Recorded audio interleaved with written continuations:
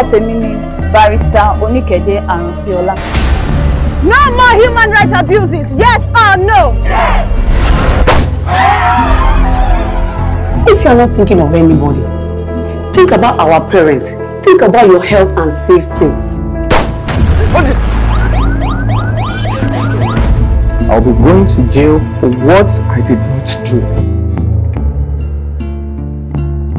She's not a medical doctor. She's a lawyer. A lawyer. My son. Ah!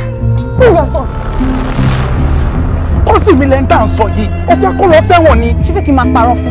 It's against the ethics of my profession.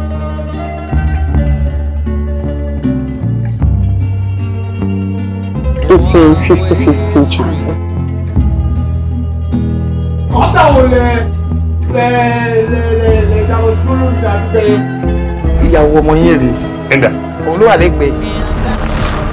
But as it is now, we need to move the corpse to our office. So we need your help in conveying the body.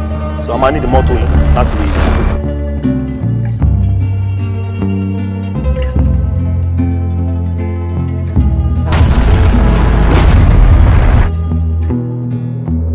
You are my eyes here.